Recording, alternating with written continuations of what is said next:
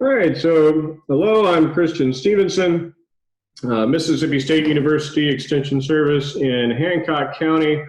It's a pleasure to join you again by video, talk to you about topics related to gardening here in Mississippi and around the Southeast. And today I'm going to be talking to you about a topic that I enjoy a lot, something that I participate in as a hobby in my free time. And that is growing tomatoes here in our backyards. So a lot of the comments I'm going to be making are great for just about anybody growing tomatoes. I do want to go ahead and just make a proviso that, you know, if you're growing tomatoes on a commercial scale or if you're growing tomatoes in a greenhouse, there may be a few differences that I'm not really going to go into detail on during the course of this presentation. I do want to mention to you that there are some really great publications available on the Extension website, extension.msstate.edu, on growing tomatoes, on tomatoes for greenhouses, diseases of tomatoes, and insect pests of vegetable gardens. That would be really valuable for you, really regardless of what scale you're operating on, but particularly directed at the home tomato grower. So I want to start off just with a little history about tomatoes. We'll talk a little bit how they were introduced. The tomatoes are in the family Solanaceae. That puts them in the same group of plants as the potato, and one of my personal favorites, peppers and eggplants. There are also a number of medicinal plants that are in that category, as well as weeds such as nightshade and horse nettle, even some ornamentals like petunia. Another plant that's in that same group would be tobacco. And there is a lot of sort of back and forth about people in Europe originally believing tomatoes to be poisonous. You know, some of that is what we might think of as being apocryphal or not being as widespread as it was. You know, when they were first introduced to Europe, they were used as an ornamental, but because they had been cultivated and eaten in their home range for so long, it didn't take long for Europeans to start using them. Tomatoes were originally from the Andes Mountains in South America, the area of Chile and Peru. And we believe that they were first cultivated in Central America. And we know they were in production in Mexico in the 1500s. And you can see a picture there on the top of what we might actually find if we were looking for tomatoes in their native range, which really doesn't look very much like our modern tomatoes. They're much smaller. They have a wide range of different color variations, so they're yellow or they're white and all sorts of different things going on with them. In fact, if you go to the Andes Mountains today, you can still find these native tomatoes growing on the ground there in the Andes. So they were introduced to Europe and they were used widely there by the 1600s. And you can see a picture there of a botanical drawing. They gave it all sorts of interesting names, of course, like Palm d'Oro, etc., which actually means they referred to its yellow color in that particular instance.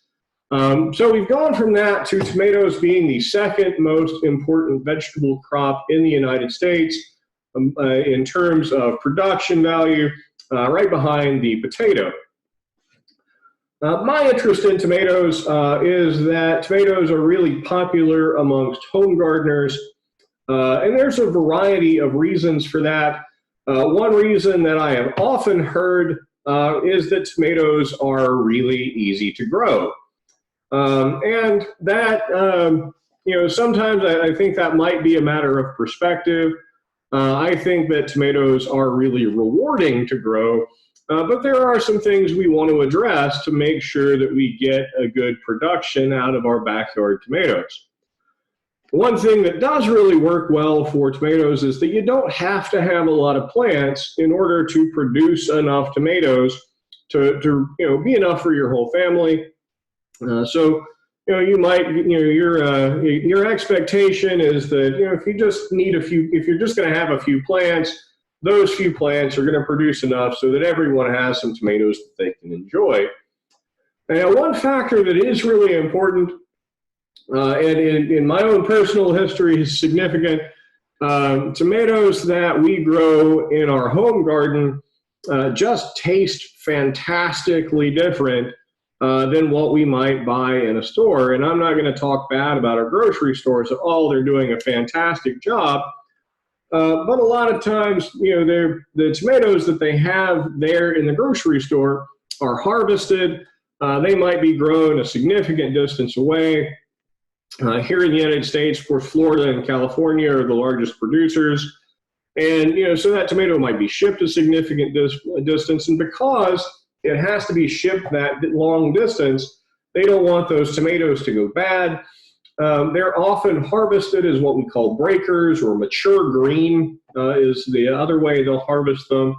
So the tomato has all of the size that they expect it to get, but it hasn't really changed color when it's harvested. And in order to produce the tomato that you get that's red in the grocery store, often they will expose that tomato to ethylene, which is just a natural plant chemical that causes ripening. And that causes the tomato to develop into the red color that we really expect out of those tomatoes. The problem is that once you take the tomato away from the plant, it stops having the sugars deposited in it from plant. It stops, a lot of that production and a lot of the changes that really happen as ripening goes on. And so the tomatoes really never develop the full flavor that we expect out of them. Now, when we compare that to a tomato that we grow in our backyard, we're harvesting that tomato ideally right before we're going to use it. So it's going to be actually right there on the vine. And so it's going to have fully matured that flavor, and it really is just going to taste night and day above some of these other tomatoes. And that was my experience. When I was growing up, I just didn't like tomatoes. I didn't think that they tasted like anything, and I just really didn't enjoy them. And when I started growing my own tomatoes, and I almost did it on a whim, just the world of difference suddenly made me enjoy tomatoes. And I saw a comment there in the chat that they say that store-bought tomatoes taste like disappointment, and I can certainly understand that. Again, that there's absolutely a place for that product. We're getting tomatoes at times of years when we can't produce tomatoes. So there's absolutely a place for that, but just what we can get in our backyard is just worlds better than what we might get otherwise. So when we're talking about planting tomatoes, there are some things we need to consider. And so I'm going to kind of break this down into sections. First of all, I want to talk about site selection, and I want to talk about cultivar selection as well. So what kind of tomato we're going to plant, because there is a lot of options out there. And then I want to talk about cultural practices that are really going to help us make sure that we grow great tomatoes. So site selection really for tomatoes is going to be very similar to site selection for any vegetable garden. We want to make sure that we've placed that tomato plant in an area that's going to get full sun. And I want us to remember here that when we say full sun, that can be a little bit misleading, because you immediately think, well, it needs to be in the sun all the time. If the sun's up, the sun should be shining on the plant. And that's not really the term. We want to make sure that tomato plant is going to get about 8 hours of sunlight a day. And what I try to aim for is making sure that tomato plants are going to get sunlight, particularly in the morning. maybe into the early afternoon. But if they get some shade in the afternoon, it's perfectly all right. They might actually do a little bit better if they have a little bit of shade in the afternoon, but certainly they want that full 8 hours of sunlight. Now, we also want to make sure that the site where we're putting the plants is going to be open to good air movement. One of the things that is really important to management of disease is making sure that the leaves are dry. We don't have any free water on the plant. So having air move through the leaf and move through the canopy really helps to dry down the plants and prevent that from being a problem. Ideally, we're looking for loam to sandy loam and well-drained soils. And understandably, here in Mississippi, oftentimes we do have sandy soils or clay soils that we're dealing with. And so we do want to make sure that we're preparing that soil as best as we possibly can. Like a lot of vegetables, we are looking for that soil pH of right at 6.5. Often that is also something that we're going to address. Another thing that's really important is we do want to make sure that our garden is going to be located in an area where we have good access to water. So you want to make sure there's a faucet or a spigot nearby because we are going to need to make sure that those plants are getting all of the water that they need. So now I want to talk a little bit about cultivar selection, and cultivar is just a word that's kind of combines two other words. Cultivar just means a cultivated variety. And there are quite literally thousands of varieties of tomato. As I was preparing for this presentation, I tried to get a definitive number, and the smallest one I saw was 3,000, but they went all up to estimates of 15,000 different varieties of tomato. So there's just a wide array of different varieties of tomato out there. And they vary, of course, by, how long they're going to take to produce, how long they're going to need in order for those fruit to mature on the plant. There are determinate versus indeterminate growth tomatoes. We have cherry and grape and currant tomatoes and paste and slicer tomatoes. And there's just many different kinds of tomatoes. So we have some decisions to make when we talk about what tomato we're going to grow. For the sort of the broadest thing that we can talk about is the growth habit of that plant. So we have determinate tomatoes and indeterminate tomatoes. And we can kind of think of a determinate tomato as being bush-like. They tend to be smaller plants. It's easier to use tomato cages on them. And the fruit tends to ripen more closely together. And I always put that little sort of in there as being a, they aren't going to ripen all on the same day, but they do tend to ripen closer together than in the case of indeterminate tomatoes. They tend to have a more vine-like growth habit. We tend to support them with stakes or trellises. And we tend to get the fruit of those ripening throughout the season. And so there's a little bit of a choice there where, are you going to want to harvest all your tomatoes over a short period of time, but get a lot of tomatoes all at once, or do you want a few tomatoes as you go throughout the season off of the plant? And a lot of that is just down to a matter of personal taste and a lot of just choosing the variety based on some other factors that we might think is important. One thing that is significant that we really want to think about is that tomatoes can vary pretty significantly on how long it takes for them to produce fruit. And it's important that we understand that the number that you're looking at there is the time from the time when you put the transplant out into the soil, not the time for when you start the seed. So you can see some variation in how many days it takes to get a mature fruit, all the way down to, from subarctic plenty, which is a 45-day variety. It was a really short day variety. I tried that one last year with some mixed results. Up to some of the varieties that we often use that are going to be between 70 and 75 days.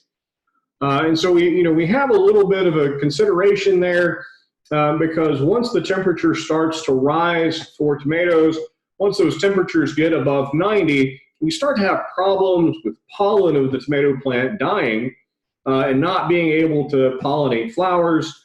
And so our production tends to end off. So, we want to make sure that we're getting that plant in within that range of time.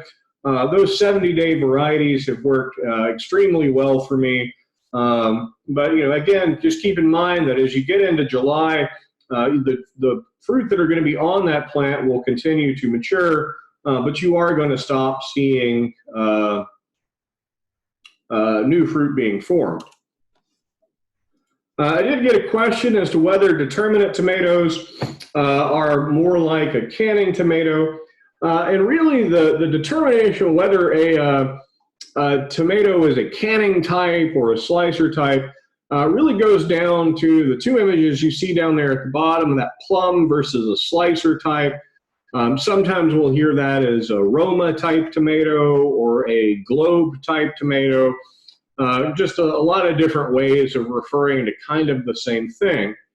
But those plum tomatoes tend to have a little bit less water content, and they tend to often be used for sauces and things like that because they tend to have a little bit more matter to them, and it makes them really good for that production. Whereas slicer tomatoes are kind of that classic tomato that you think you're going to cut a slice out of and put on a sandwich. Outside of that, there are a variety, some other kinds of varieties. You have, sort of the classic cherry tomato, which is going to be a really nice, sweet, kind of round, small tomato. Works really well. You have grape tomatoes, and they're named because they have that grape-like shape to them. They tend to be slightly more acidic, a little bit less sweet than the cherry tomatoes. And really, that's just going to be a matter of taste. One of my personal favorites are the currant tomatoes, and they are just really tiny. I've grown several that are, about the size of a blueberry, which just makes them a great tomato to throw in salads and just snack on because they tend to have a really concentrated flavor that's just really wonderful. So another thing we want to think about for cultivar selection is that a lot of cultivars that are available have been developed in order to have particular disease resistances.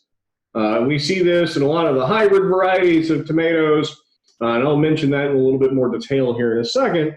But that's one of the best ways to avoid disease problems is selecting one of these varieties that has a really good package of resistances that make it less prone to some of the diseases that we might experience. It's always important to note, and I'm sure I'll say this again, that disease resistance is a lot like water resistance. If there's just a huge population of the disease, if the environment's just incredibly favorable for disease, you still may see disease development, but having these resistances really can be helpful. Just one more quick thing to mention about disease resistance. You can find that information. Of course, a lot of that information is on the Extension website. You can also often find that information in seed catalogs, looking for varieties that have those particular resistances. And a really good thing to look out for, particularly if you have a history of dealing with that particular pest. Now, one thing that is very popular are heirloom varieties. And the definition of an heirloom variety can be a little strange, because technically really any variety that's been around for more than 50 years is considered to be an heirloom variety. Along with that, I'm going to put in that an heirloom variety should really be open pollinated, which means that if I take seed from that tomato, I'm going to wind up producing a plant that is going to be the same kind and variety of tomato that I got the seed from. So if I plant that heirloom seed from that heirloom variety, I should still have that heirloom variety. And that contrasts with hybrid tomato varieties. Again, a lot of our modern varieties have two parent plants where we are getting some qualities that we want. And so if we plant the seed from those hybrid varieties, often we're going to wind up with some combination of the qualities of those parent plants, but it may not be identical to what we started with. Just to show you some of the variation that's out there, these are some popular heirloom varieties. By no means is this an expansive list. I just picked four that showed a little bit of the variation. Brandywine has been around for a really long time. It's really popular for the flavor of it. My favorite heirloom tomato is Cherokee Purple. Not only does it have a really interesting look, it develops that really interesting kind of purplish color in response to sunlight, but it also has just a really nice flavor to it. And you also have some really great color variation in plants like Mr. Stripey or Green Zebra that are going to have some interesting color. One thing that was said to me that I think was a really wise or a good thought is the first thing we eat with is our eyes. So adding a little bit of color and interest to those tomatoes is a great thing.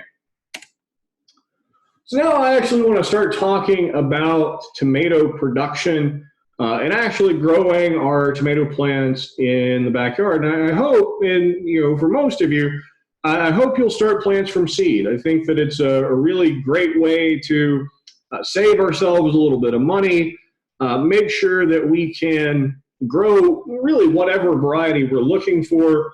It's a lot easier to order those seed of whatever variety we want. It winds up being a lot less expensive to grow plants from seed than it does to go out and purchase transplants. That being said, there really is no shame in going and getting transplants. I wind up doing it a little bit every year. But we'll have a lot more variation and save a little bit of money by growing from seed. We do want to make sure that we are starting seeds about 4 to 6 weeks prior to the last frost date we have in our location. Now I am down here in the southernmost point of Mississippi, so keep in mind that my dates are going to be a little bit different than yours may be if you are listening from further up north. So, one thing you can do, particularly because seed are really inexpensive and it doesn't take very much time to put down 20 or 40 seed, is you can actually start seed much earlier than this 4 to 6 weeks. Our weather is going to vary every year. So there's really nothing wrong with starting some seed in early or mid-January. If we have a warm spring, you've got to jump on the spring season. You're going to have some tomatoes really early.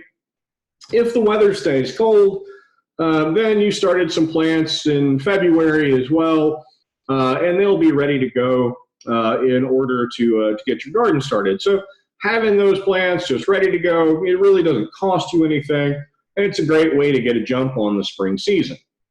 Now, one thing you do want to make sure of when you are starting plants from seed is that you're starting them in an area where the seed are going to have an easy time germinating.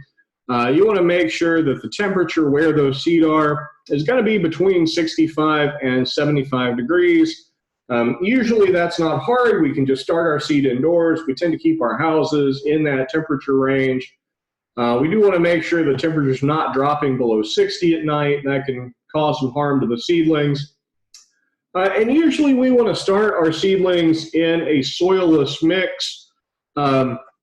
You can purchase all sorts of these, seed starting mixes, or really just regular potting soil is just fine. I tend to use a core material that's spelled COIR, that's made from coconut husk, and I think that works really well as a medium for starting my seedling. You do want to make sure that we're watering those seedlings evenly, right up until we want to harden them. Hardening those seedlings is just kind of preparing them for the rigors of being transplanted out into the field. So we want to make sure that we keep seedlings in an area that's going to have good sunlight. You can see those plants down there in that bottom picture, how they look really stringy. And that tends to be a response to there not being enough sunlight, not being a complete light that they need. So they wind up getting really stretched out and really need to be replaced. You can add a liquid fertilizer mix to your seedlings to help them grow, and you can use the liquid fertilizers are really water soluble. You want to make sure that it is completely dissolved into water, and you're just using about 2 teaspoons of 20-20-20 fertilizer per gallon of water about every 2 weeks. And in order to harden off our seedlings, what we want to do is just allow them to wilt slightly between light waterings. And we used to recommend taking them outside and using temperature to harden them off, but this is just a better way. Just let them wilt very slightly. Make sure you give them the water, and that will prepare them for the shock of being transplanted out into the field or into pots outside if that's what you're doing. If you are going to purchase transplants, you're going to have a lot of options out there. I recommend buying transplants as small as you can possibly get them, because they're going to be less expensive that way. And often the transplants that are there and are quite large, oftentimes you'll see transplants at stores where they already have flowers on them. That really is a sign that the plant is under stress. So we want to make sure we're looking for something that's kind of stocky, has a really deep green color, isn't flowering yet, and that's going to wind up being a healthier plant for us. So we are going to want to stake tomatoes or support our tomato plants either by stakes or cages or by a basket weave system. And I'm going to talk about each of those. And really what we're doing here is we are trying to keep the plant up off the ground. And there's 2 reasons behind that. The first reason is that it is a lot easier to work with that plant when it is supported. The second reason, and probably the more important reason, is that we want to keep that plant off the ground, because a lot of the disease organisms and other things that can be injurious to the plant are there in the soil, and by giving us some separation from the soil, we wind up with less potential disease problems and other issues that can come up. Staking tomatoes really works for determinate plants or indeterminate plants, and it's kind of my go-to system. I don't use a lot of tomato cages, and this is a single stake system. So you want to put those plants, I recommend 24 inches apart. I think you run into problems with airflow when you put them any closer than that. And you want to tie the plant to that stake first by making a loop around the plant, and then tying that to stake. And what that does is that it prevents that tie from just being tight around the stem of that tomato, causing it to rub or causing damage to the tomato plant as it moves. You want to put that first tie at about a height of 8 to 10 inches. Usually when you're doing this, the plant is going to be somewhere around 12 or 15 inches. You just want to prevent it from falling over. And then as the plant is growing up, about every 8 inches, you want to provide it with another support. And of course, we're going to talk about pruning in a minute, and that's going to be really important to to ensure that this system really works well for you. One note is you want to make sure you don't tie a support right underneath a clump of fruit or a cluster of fruit rather, because the weight of the fruit and the tension from that support can lead to those fruit breaking off, and nobody wants that. Caging tomatoes is just sort of another approach. Often really better for determinate tomatoes than for indeterminate. You could make cages from a variety of different materials. So garden centers, you can often purchase those cone-shaped wire cages. I've seen them everywhere, from the sort of little, usually red or blue or green cages. What I would look for if I'm going to be purchasing one of those wire cages is I really want that to be a pretty sturdy wire cage. Oftentimes those lighter cages, as the plant starts to get bigger, that lighter cage just winds up not being enough, and the plant just kind of overgrows it. So make sure you get a pretty heavy-duty cage, really thicker gauge wire, to be able to fully support that plant. It's also perfectly possible to build your own. You can see an example of that down there in that bottom picture, using a galvanized livestock fencing, 4 to 6 inch woven squares. It's going to last a long time. It's going to provide really effective support for your tomatoes. And I think that's a system that works really well. And the other side of that is having those larger holes in that fencing is going to make it a lot easier for you to reach inside and manage that plant. You can, of course, also build cages out of wood. You can use a square design or a triangle design or put them up as a trellis. But I really think these round sections of livestock fencing are a really good solution. Now, if you have a lot of tomato plants, it can get really tiresome to go out there and drive a lot of posts, and one post for every tomato, or one, can be a kind of a lot of labor, and one cage for every tomato can get kind of expensive. So if you have a number of tomato plants, you can use this basket weave system, often called a Florida weave system. And what you're doing here is you are placing a stake roughly every other tomato. So you have 2 tomatoes between stakes, and then you were running a string from stake to stake in order to support that plant. So you're going to start off with that first line being 8 inches off the ground, kind of the same way that you're approaching a staked tomato, running that from wire to wire, from stake to stake, all the way down the line and tying it off. And then you're going up about every 6 to 8 inches to provide another line. And it just saves a lot of labor. It is a much easier system if you have a large number of plants. I've got about 60 tomato plants in my backyard, and I get tired of driving stakes.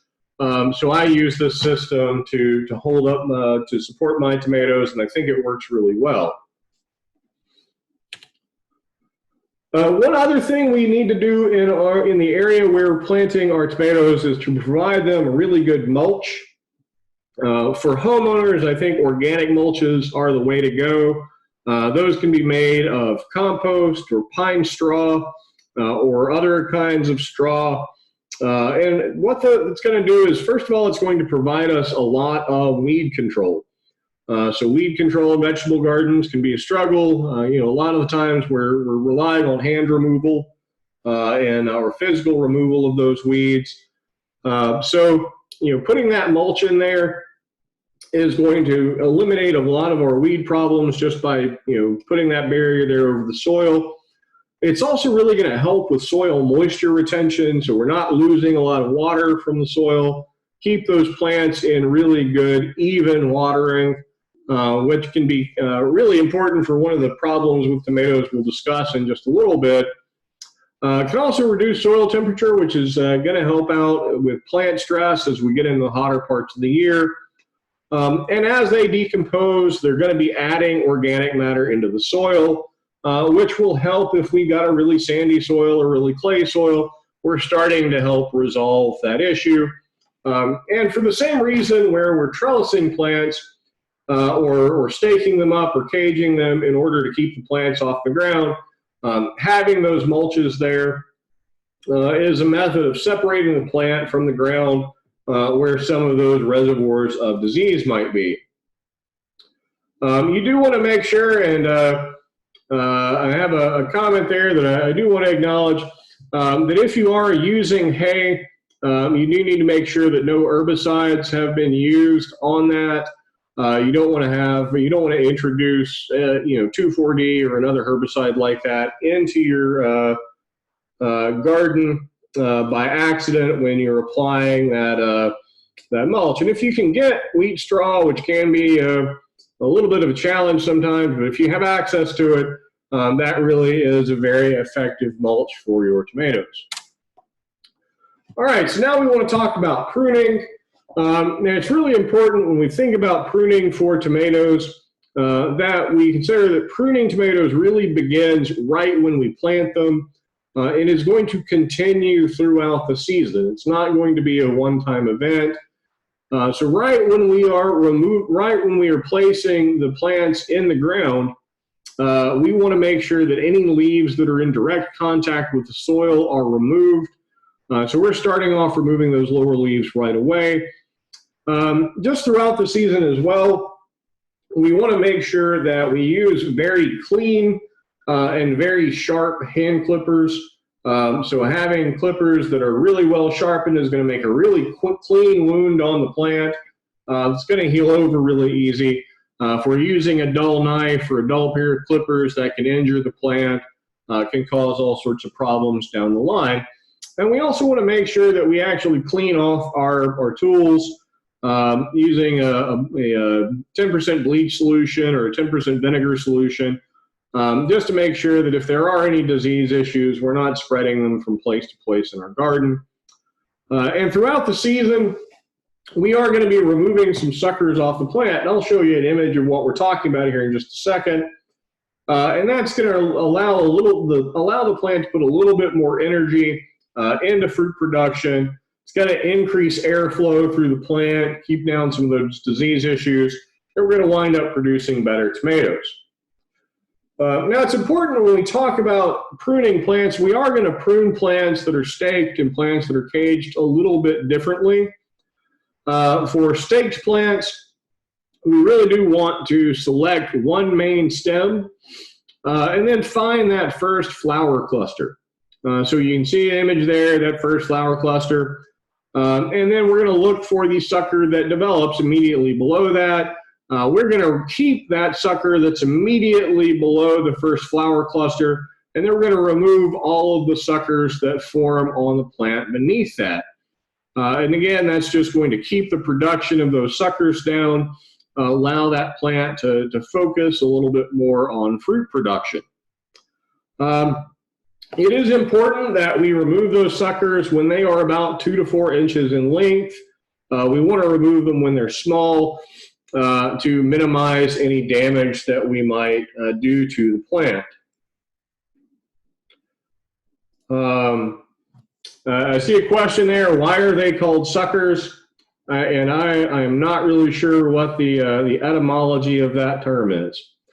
Now for caged plants, generally caged plants are going to be pruned down to 4 or 5 main fruiting branches. So we do want several different branches coming from around that plant.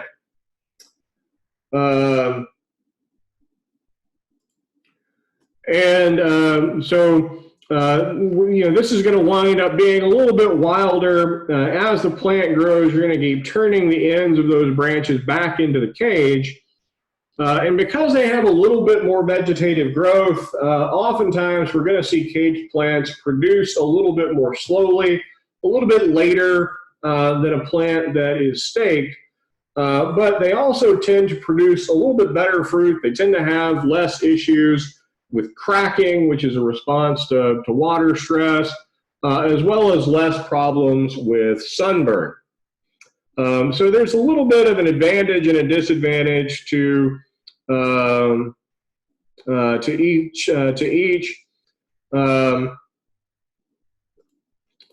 system that you could possibly use. Now, one quick note on pruning is that if, sometimes pruning in our tomatoes can get a little bit away from us, and we wind up with suckers on the plant that are larger than that 2 to 4 inches. That's the ideal size for when they should be removed. So if that happens, we want to use a slightly different system for pruning. We don't want to remove the entire sucker because that can lead to plant damage.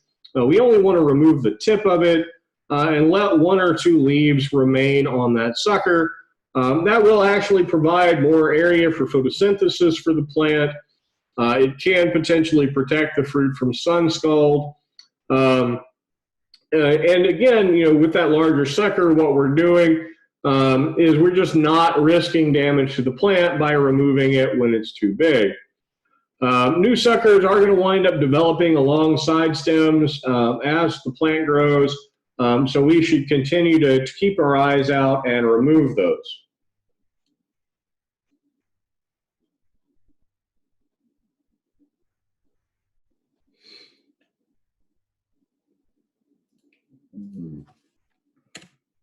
Now, watering our tomatoes is very important. We want to make sure when we water our tomatoes that we keep that watering as even as we possibly can.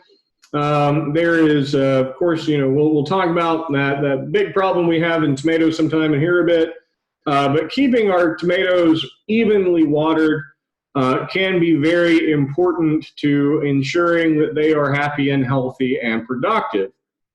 My preferred method of irrigation for vegetable gardens in general, and certainly for tomatoes, is to use a drip irrigation system.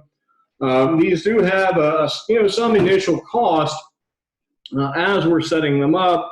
We need to buy the line, the irrigation line or drip line. We need to buy timers and whatnot for those systems. But they have a lot of advantages.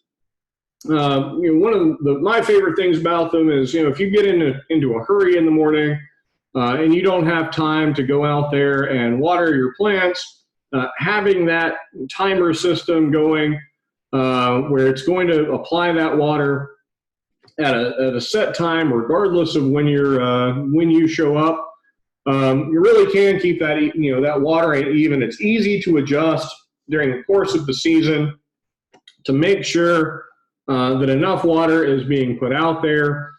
And another advantage of that is, if you don't have a sprinkler spraying everywhere, you can actually be out there cultivating or spraying or doing any other garden chores that you need to do while that water system is doing its job. Drip irrigation system is also going to just reduce your water use overall. And importantly, the water is going to be applied right down to the base of the plant, right to that root system where it's needed. That's going to keep the rest of the plant dry, prevent exposure to water on the leaves that can worsen any disease problems. Just going to have a brief comment here. Another advantage of having one of these drip irrigation systems is you can also apply a fertilization regimen through them. So you can use a fertilizer injector or fertigation system to actually deliver a water-soluble fertilizer right out to the plants regularly throughout the season. It's a really easy way to get that fertilizer done. One little complication with that is you want to make sure that you're applying the right amount of fertilizer when you use those systems, either because you can oversupply the fertilizer, it can get expensive. So it's a good idea to work with your county agent or other expert to make sure that you're delivering the right amount of nutrients. Now, I do need to mention fertilization, and certainly the best way to approach fertilization is to conduct a soil test. I know I've mentioned this several times previously, so please bear with me again. But again, it is the best $8 that you can spend in horticulture. Collect that sample from around the area that you're going to plant in, from 15 to 20 different sites, 4 to 6 inches down. Mix that thoroughly together, and take about a pint of it, bring it into your county extension office, and we can mail that off. Of course, right now, current situations, you can also go to the soil testing website or search for soil testing on extension.mstate.edu. Can actually now pay online and arrange to send off your sample online as well.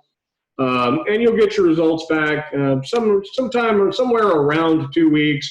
And that's going to give you some really solid directions on exactly how much nutrition we need to provide for those plants.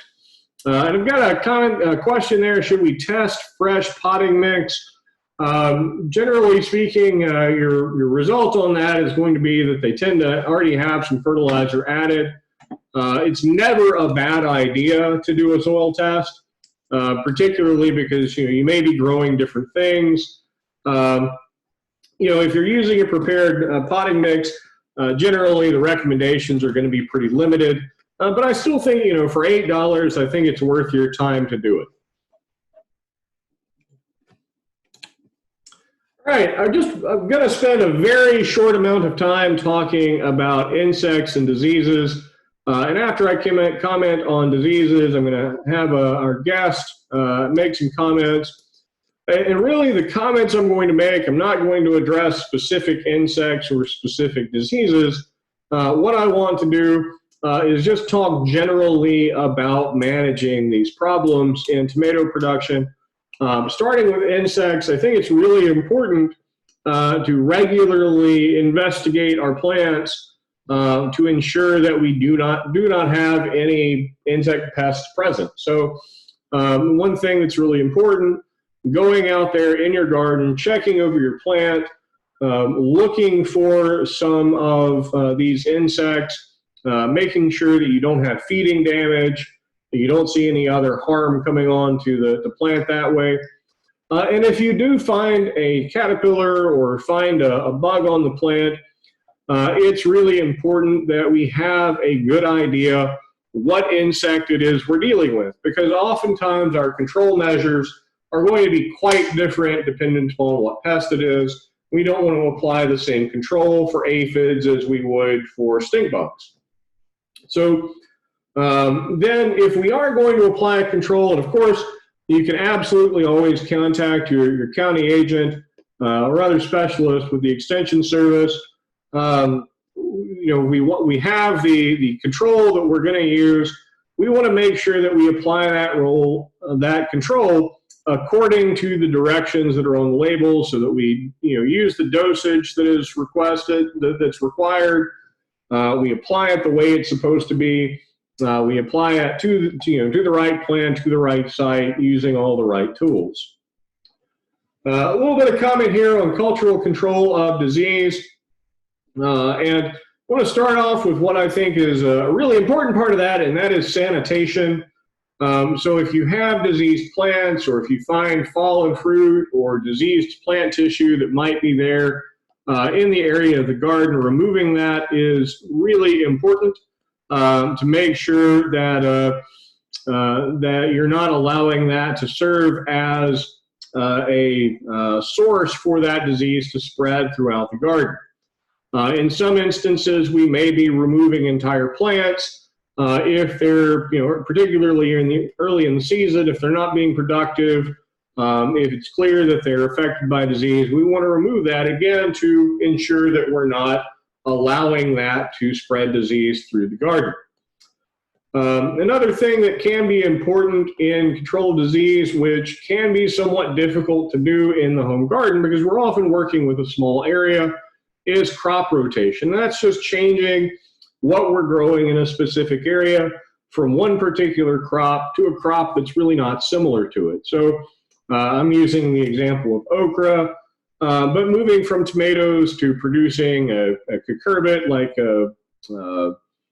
cucumbers, to some other different kinds of plants like corn or okra. can allow us to avoid the buildup of disease and in some cases insects in a particular area. As I already mentioned, having those mulches there allows us to have a physical barrier between the ground and our plant, and that is going to allow us to avoid some disease problems. Watering by using drip irrigation system, not allowing free water on the surface of the leaves. If we are using overhead water, do that early in the day so it dries fairly quickly, just to avoid a lot of foliar disease issues. And where we can, use resistant varieties, particularly if we know we have a history of a particular disease. We want to make sure that we use those resistant varieties because it's going to help us avoid the problem in the first place. Make sure that, if we are using seed, that it comes from a disease-free source. If we're introducing transplants, make sure that those transplants are healthy, because we don't want to wind up introducing some of these diseases into our home garden. I am going to stop right there for just a second. And what I'm going to do, I'm actually going to go back to our talk here. And what I'd like to do is give the floor to Dr. Rebecca Melanson. She is our state vegetable and fruit specialist. She's based in central Mississippi. So I appreciate her taking the time to be here today and sharing her comments with us.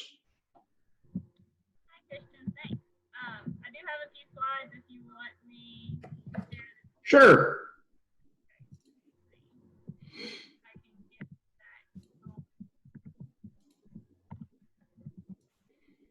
All right, you should be able to start share at this point.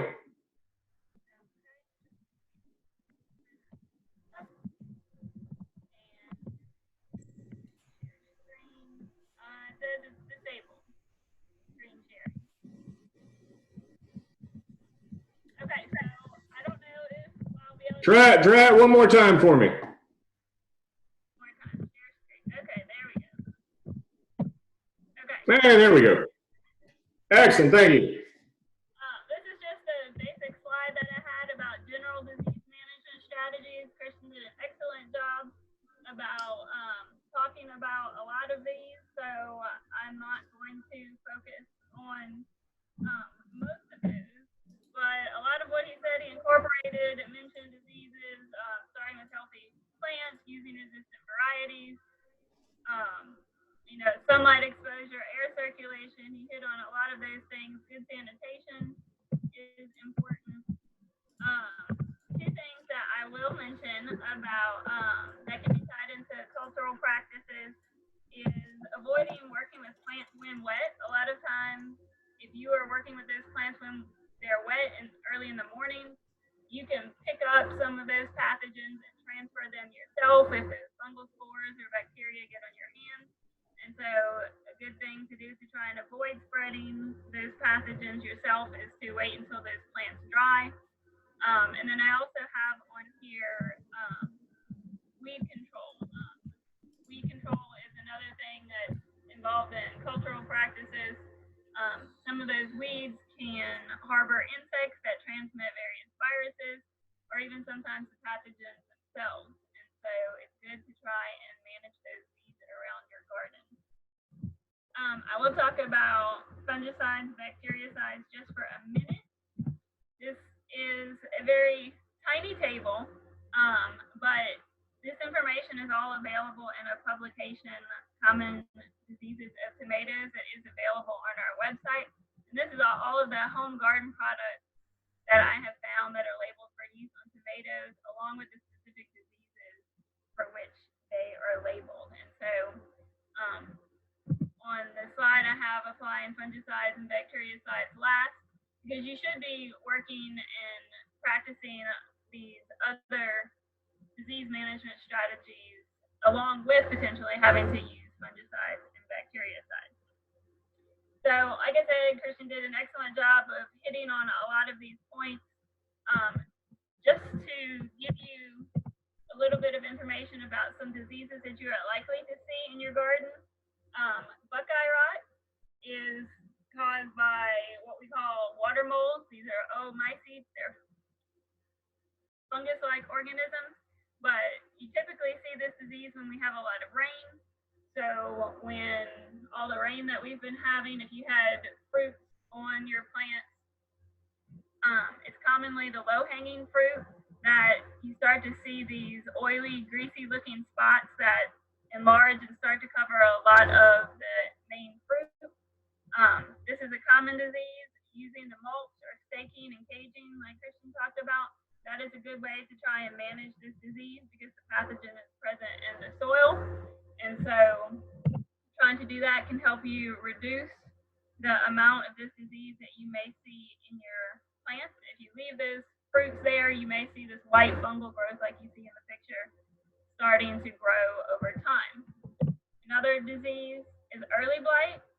This is a common one in Mississippi. It's a fungal disease. Typically you see, like in the picture, the symptoms, the round or oval spots starting on the bottom leaves, and then they eventually start working themselves up. On the leaves, you can see some chlorosis or yellowing around those spots. Again, this pathogen can be present in the soil, and so the mulch and the staking and caging can also help with this.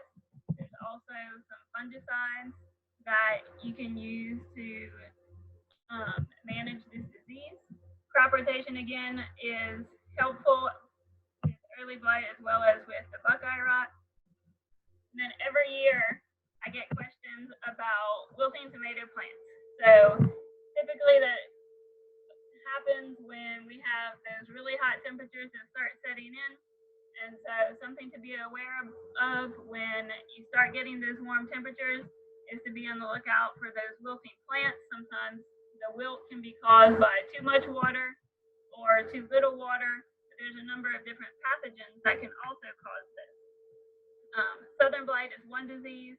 This is a fungal disease that can infect actually a number of vegetable crops that makes crop rotation very difficult. But as you see in this picture, if you have southern blight, a lot of times you can see the white fungal growth and those tan to brown bodies at the base of the stem. And what happens is those stems begin to degrade, and that's what's causing the wilt because you can't get the water going up to the stem. So that's something to look for at the base of your stem if you start seeing wilted tomato plants. If you don't see that, another suspect disease may be bacterial wilt. Again, you can see the wilted plant. This one is caused by a bacterium that's also very common in the southern United States. Difficult to manage because the pathogen can persist in the soil. Again, you can see at the base of the stem, you may see a brown lesion, but in comparison to the southern blight, you don't see that white fungal growth and sclerotia, the fruiting survival structures. If you cut the base of the stem and suspend it in some water, you may see that white milky stream that's actually the bacteria coming out from the plant. And that's a good indication that you have a bacterial infection, commonly this bacterial wilt.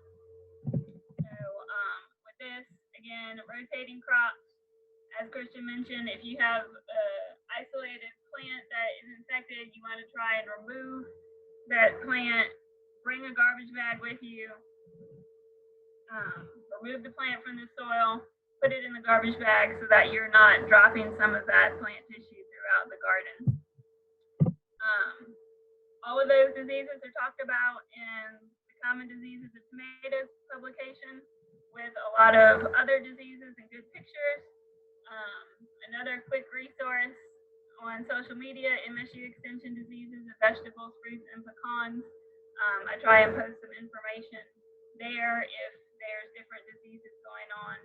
So that was real quick.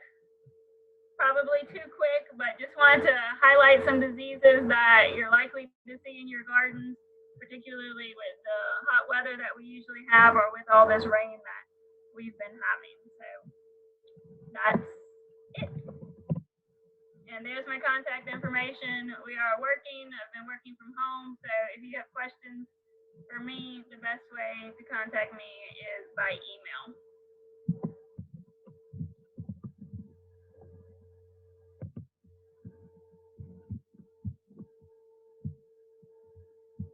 So that's what I have.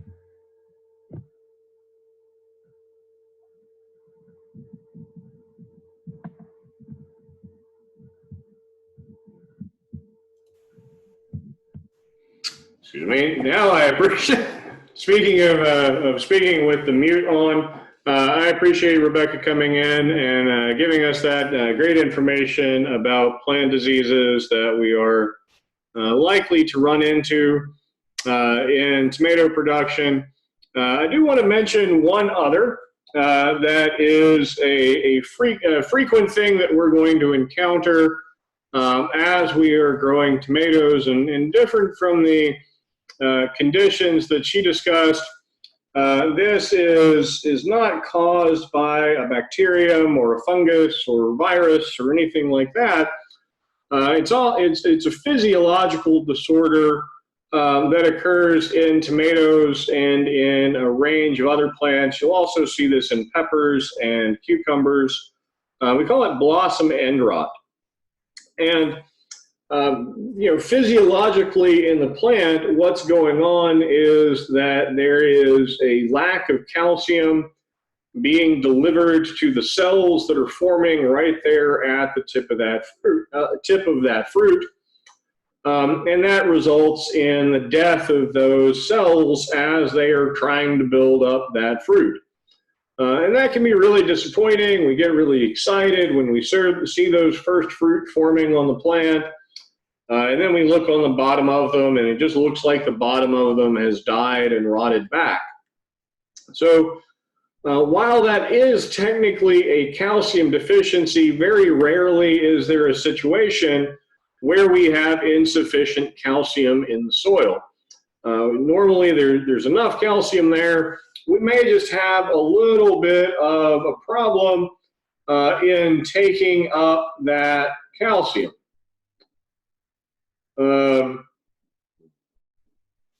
So what we need to do to ensure that we are having a really good uptake for that information, or excuse me, I'm reading while I'm talking, so that we want to make sure we have really good uptake of calcium.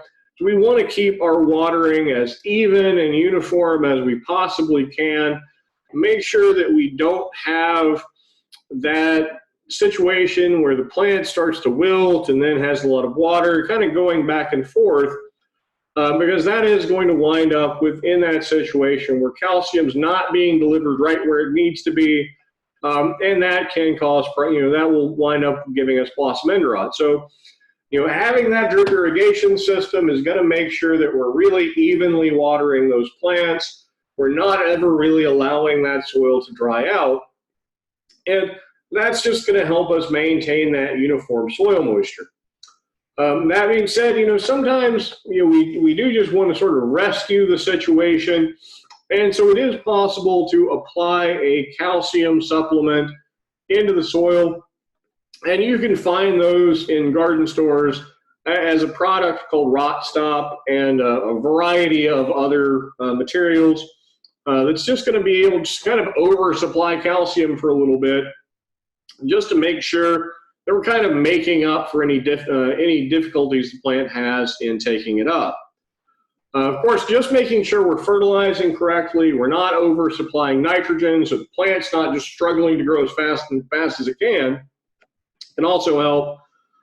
If you do see any fruit with blossom end rot, you do want to remove them. They're not going to form and be good fruit for you, so just get rid of them. They can go into compost because they're generally, it's not a bacterial disease or a fungal disease where it will cause a problem.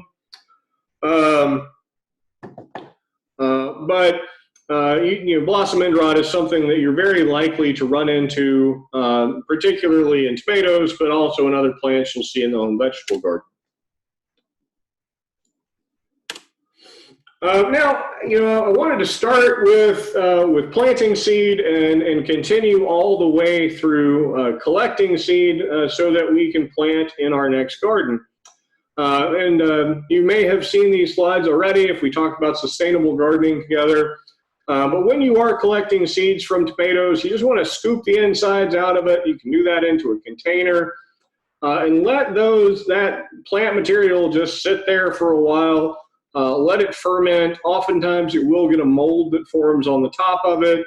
After 4 or 5 days, take that off and add some water, swirl it around. And what we want to do is we want to collect the seeds that fall to the bottom. The seeds that are floating aren't going to be any good, but those seeds that float to the ground are very likely to be good and viable for us. We then want to dry them out. Put them on a tray or a container, a shady windowsill, somewhere they're going to dry out. Outside of direct sun, we don't want to get too hot too quickly because the heat can damage them. And then after they're really good and dry, we want to store them in a cool, dry location. If they've had really big temperature fluctuations, oftentimes those seed aren't going to be very good. So we want to control that moisture. We also want to control temperature. I keep mine in a refrigerator, and that tends to work pretty well, keeping the temperature down. You can also use old silica gel packs as an easy way to make sure that moisture conditions are right. Just don't store them directly in contact with the seed. That can actually dry them out too much. Or you can use a product like calcium chloride or just powdered milk. Again, not directly in contact with the seed, as a way to keep that dry.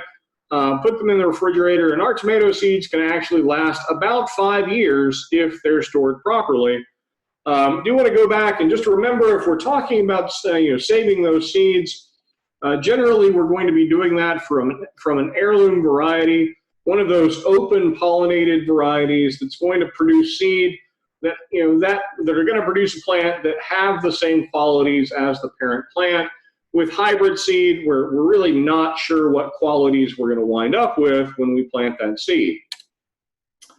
I also want to put in an advertisement for growing a fall garden as well.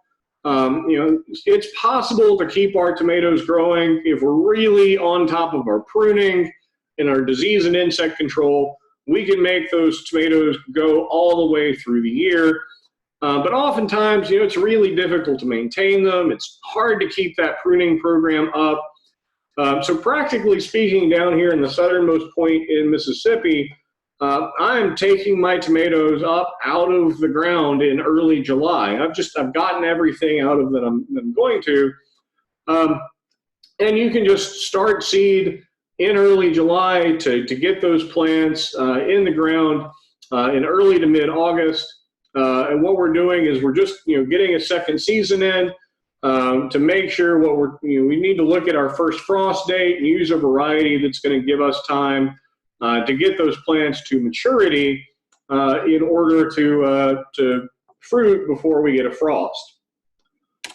One trick that you can use and that has worked very well for me, and somebody asked me what a sucker was earlier, so that's a better image that shows you right what you're looking for, is you can actually take these suckers off the plant and use them to start a second planting. So it's very easy to root these. You can start them directly in soil. You can put them in water and you can see the development of those roots. And that just kind of gives you a little bit of a head start on getting those plants going. So it's going to be even faster than planting seed in July. You're really going to have those plants ready to go.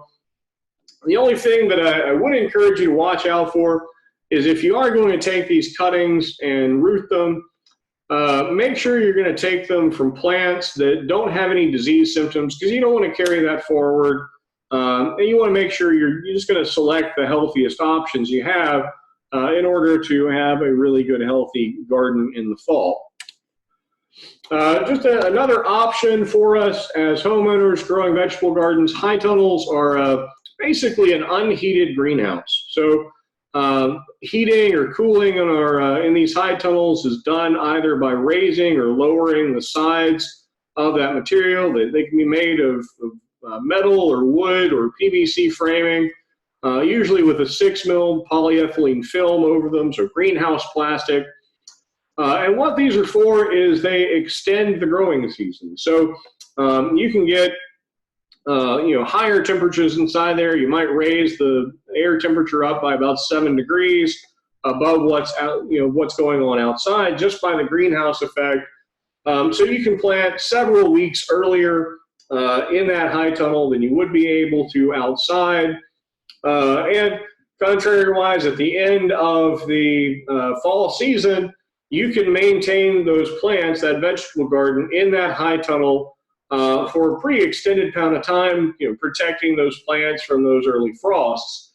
Using the high tunnel that there's a picture of right there, I have gone and picked tomatoes on New Year's Day, and that has worked very well for me.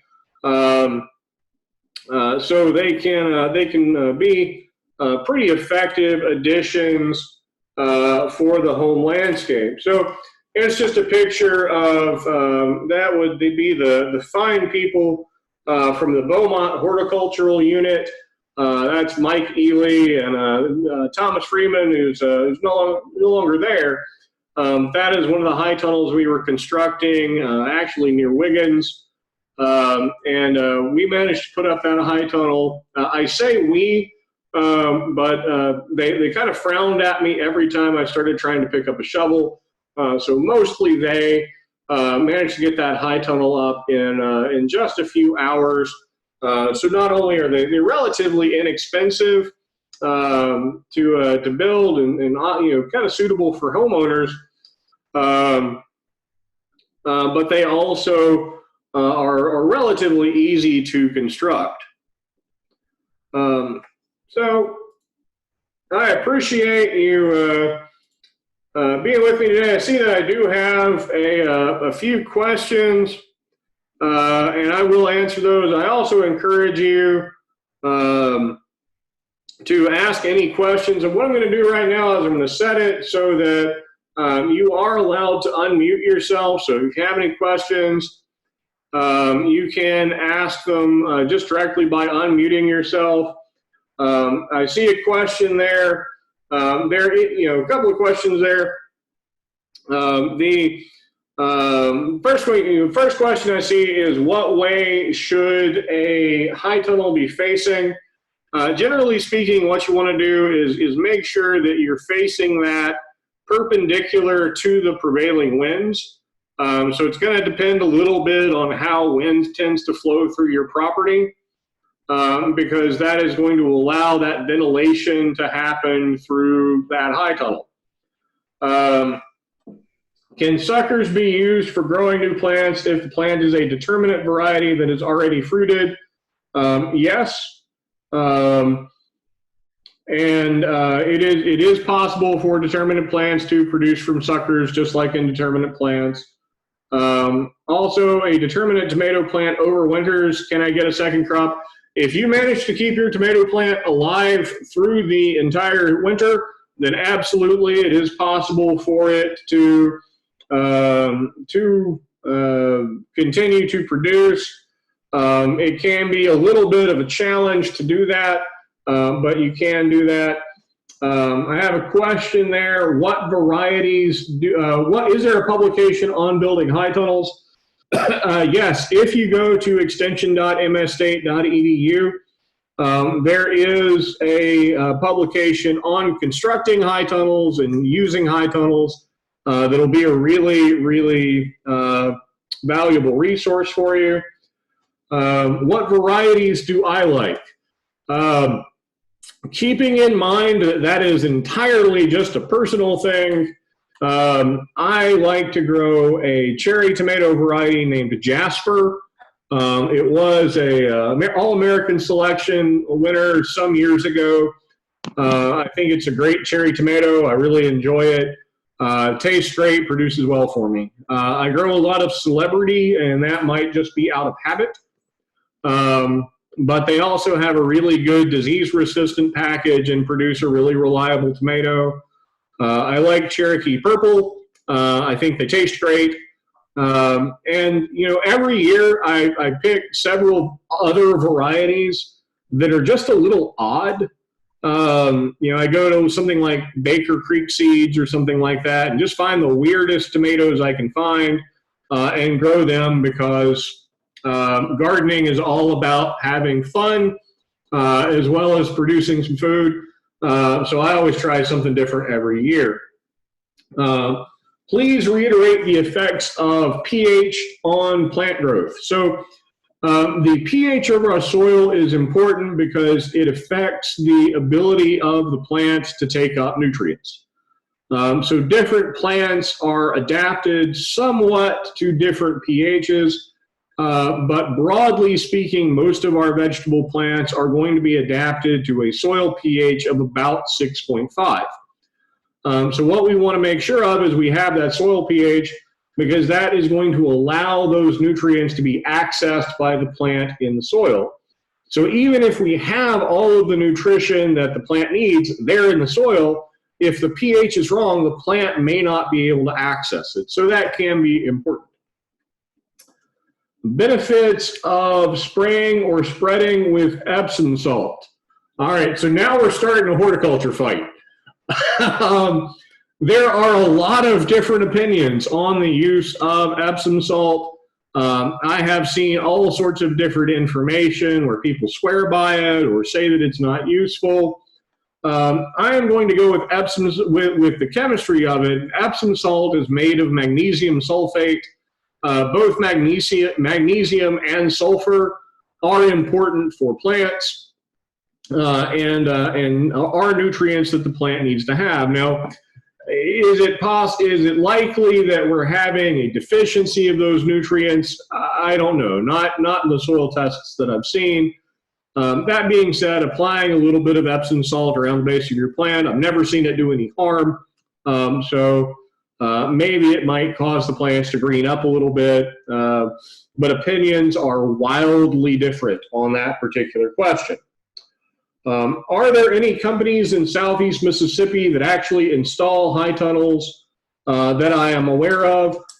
Yes, there is. There is a company named Tubular Structures in Loosedale, Mississippi. That would be the first one that I saw, or the first one that I know of. I am sure that there are other companies, but that would be one company. Why are tomatoes shown on the commercial tomato page called breakers? Because they are breaking color. That is the answer I got when I asked that question, and so I am giving you that answer in return. Lemon Boy is delicious too. I agree. Lemon Boy is a fantastic variety of tomatoes. What are good sanitation practices for growing tomatoes? Removing any diseased plants, any diseased seedlings from the area, removing any diseased tissue, particularly any fallen fruit or fallen leaves, mulching. If we are going to have, prune away diseased tissue, we want to make sure that we are cleaning our tools so as to not reinfect different areas. So there's a lot of elements to what is good sanitation practices. All of that is important. What we're trying to do is we're just trying to reduce the amount of what we call inoculum for a disease in the particular area. So we're just trying to clean the disease out of the area, to put it in kind of layman's terms. So anything that you do that prevents exposure of the plants to the disease, either by not introducing the disease and the pathogen in the first place, or removing it from the area of the garden, would fall into that category. You can see over there in the chat that Rebecca has put in the Common Diseases of Tomatoes publication, the link to that. I do encourage you to go and look at that, as well as insect pests of vegetable gardens produced by Dr. Blake Layton, who is an excellent expert and resource on entomology. How long do the sulfur pellets I bought at Paul Bound several years ago last in the bag? So long as they haven't gotten wet or anything like that, or exposed to anything else, sulfur is just sulfur, and they will essentially last forever. I'm not sure what you're using sulfur pellets for, but they shouldn't go bad. They shouldn't react with anything. But if they get wet, sulfur can react with water to form sulfur dioxide, which both smells bad and is generally bad for all forms of life. Is there an easy way to check soil pH like the strips used by people with diabetes? There are a number of soil pH testers that you can get. There are a lot of things that you can kind of buy at Lowe's or Home Depot or Walmart or other big box stores as a soil testing kit. I'm not a huge fan of those, simply because they don't tend to be very accurate. The more accurate soil testing or pH testing sensor that I use only costs about $40, and it's scientifically accurate. So, if you are going to use a home soil tester, then get a good one. There are a number of them out there that have pH meters and EC meters and all sorts of other crazy stuff with them that are relatively inexpensive. What is my opinion on hay bale tomatoes? There are people that swear by them, and and I have seen them succeed fantastically well. I am biased by my preference for growing tomatoes in containers, and I just have the containers already. So I think a lot of the preparation of those hay bales is kind of more than I would like to do. That being said, if that's something that you want to do, I do know that it works fantastically well for the people who use it. What do I suggest for leaf miners? There's really only one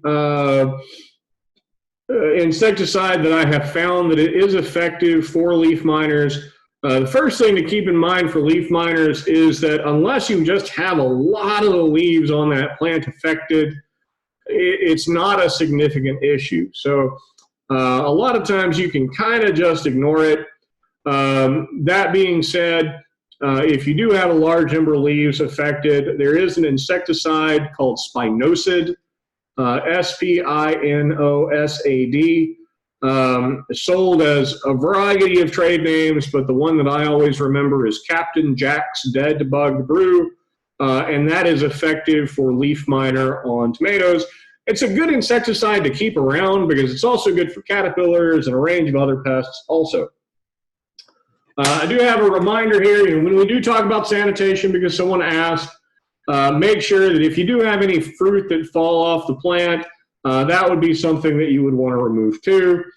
There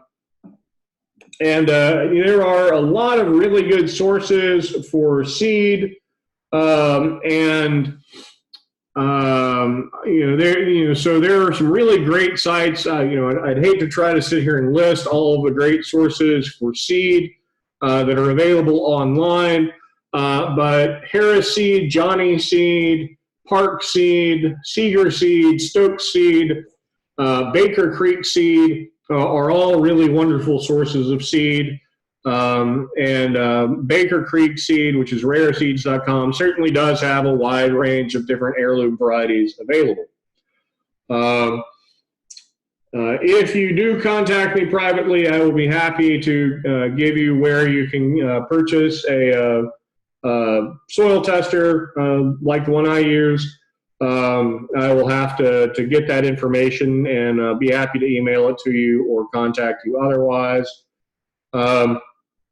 Rebecca has posted the link to the insect pest of home vegetable garden article, which I appreciate. What insect skeletonizes tomato leaves? It could be a beetle. Black tiger moth caterpillar was eating my okra last night. There are potentially a lot of insects that could be skeletonizing tomato leaves. Some of them are beetles. A lot of them are caterpillars. It is important to make sure that we have a good identification of that. Ideally, take a picture of it and send it to me. And I'm happy to identify it for you and tell you what the appropriate control would be. All right, I have gotten to into that list of questions. I am still happy to take any comments or questions that you might have. Happy to give you a few more minutes if you need it. If you don't have any questions, thank you for being here. I hope you've learned something, and I hope you'll come to the presentation tomorrow, which is on another topic that I just really care a lot about, which is community gardens. So I'm going to talk about the importance of gardens in our communities, which is your back garden as well as community gardens as well. And then I'm also going to talk about community gardens and how they benefit their communities and benefit all of us. So please come to that. And, the last thing I'm going to mention for today, and it's kind of become a theme, and I've heard it said by other people, which is absolutely wonderful. But I think back to my earliest memories in gardens, and that was in my grandmother's victory garden that she had as a holdover from the 1940s. I was recently sent a picture by one of my master gardeners of a victory garden that's been in operation since 1943. I'm going to make sure I incorporate that into my presentation for tomorrow.